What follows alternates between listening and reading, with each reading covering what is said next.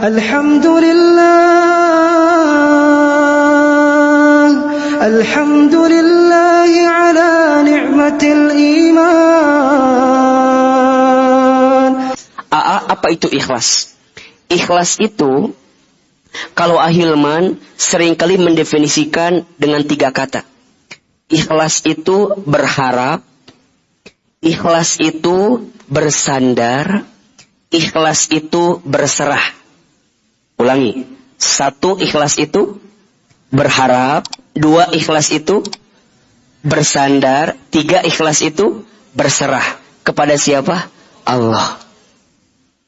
Jadi mohon maaf ya, ikhlas itu bukan tidak berharap. Ikhlas itu berharap. Tapi berharap sama siapa? Allah.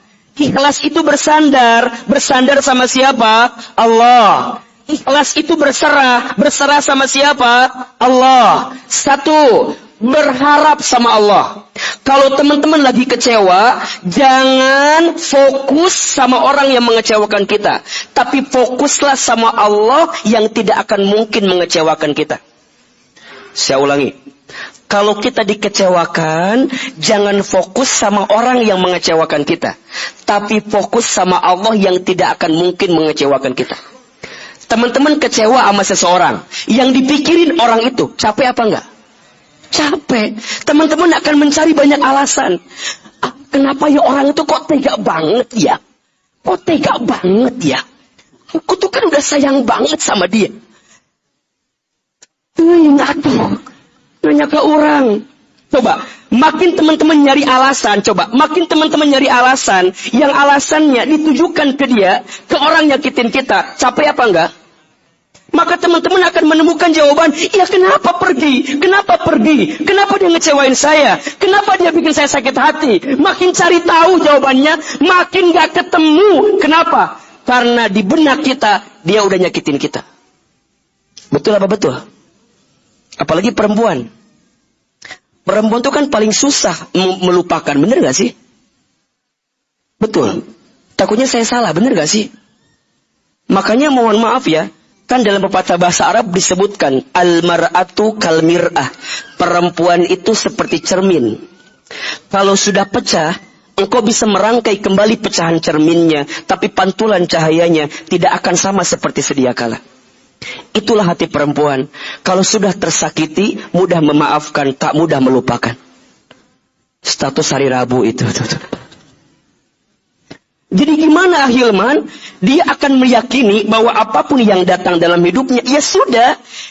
Dia kecewa, iya. Dia patah, iya. Tapi yang akan nambah dia kecewa, karena fokusnya bukan ke Allah, tapi fokusnya ke manusia itu. Teman-teman akan nyari alasan terus. Membayangkan terus, memikirkan terus. Balik lagi ke awal, coba dulu gak kenal sama dia. Udah kenal belum? Udah belum? Udah lewat kali. Masa masih gitu? Coba dulu. Coba dulu. Udah kenal. Jalanin prosesnya.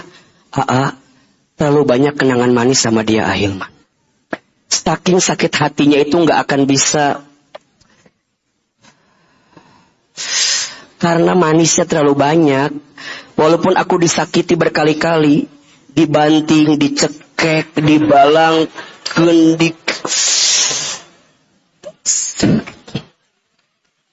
Susah melupakannya. Pokok nama gitu kan. Itu kan sampai ada yang begitu kan. Ada nggak? Lo ngomongkan batur. Ibu ngomongkan batur. Kan ada kondisi di mana ayo sudahlah. Aku mau bertahan terluka aja Ustadz. Nggak apa-apa, terluka, tersakiti, nggak apa-apa. Nggak apa-apa.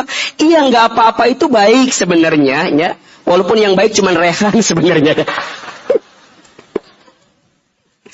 Nggak apa, kalimat nggak apa-apa tuh ya pas lah. Tapi kalau kita nggak apa-apa, dan kita berhenti pada kalimat nggak apa-apa, itu salah.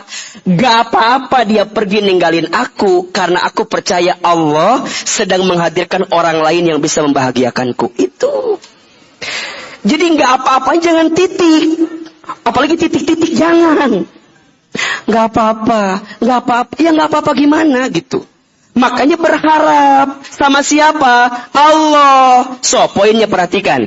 Kalau dikasih masalah, jangan fokus dengan masalahnya. Tapi fokusnya dengan siapa? Kalau fokusnya ke Allah, maka semua alasan baik akan ada di otak kita. Contoh, Allah mungkin gak nyakitin kita? Enggak. Allah mungkin gak mengkhianati kita? Enggak. Allah mungkin gak ingkar janji? Enggak. Allah mungkin gak menjatuhkan kita? Enggak. Manusia mungkin gak nyakitin kita? Bukan mungkin lagi, kebiasaannya gitu. Manusia mungkin gak mengkhianati kita? Itu kebiasaannya. Manusia mungkin gak tak sesuai harapan kita? Mungkin. Manusia itu la haula wala quwata. Tidak punya daya, tidak punya upaya, tidak punya kekuatan. Kecuali yang punya siapa? Makanya mungkin kalau ada manusia yang menyakiti kita. Memang itu posisinya. Memang itu kebiasaannya. Maka teman-teman sayang, ayo belajar hari ini. Ikhlas, berharap sama siapa? Allah. Kalau dikasih masalah, jangan ingat masalahnya, tapi ingat siapanya? Allah. Kalau ingat Allahnya, maka kita akan selalu punya cara untuk menenangkan hati kita. Misal, teman-teman ditinggal pergi oleh orang yang kita sayang banget. Teman-teman gak akan galau berkepanjangan. Gak akan ngomong gini, aku tuh ya setelah pisah sama dia, gak mau kenal sama yang namanya laki-laki. Di mata saya semua laki-laki sama. Hari orang sama coba. Kan orang laki-laki merenya. Terus dia ngomong ke orang coba. Kan gaya kumaha coba perasaan saya. Dalam hati saya, kan aku tuh laki-laki. Apa jawaban dia? Tapi Ustaz mah beda.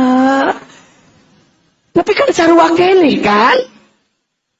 Jangan jangan digeneralisir gitu loh. Jangan keadaan yang satu kemudian menganggap semua laki-laki sama. Enggak. Oh, laki-laki mah sama. Naon? Kasar. Bukan begitu ya.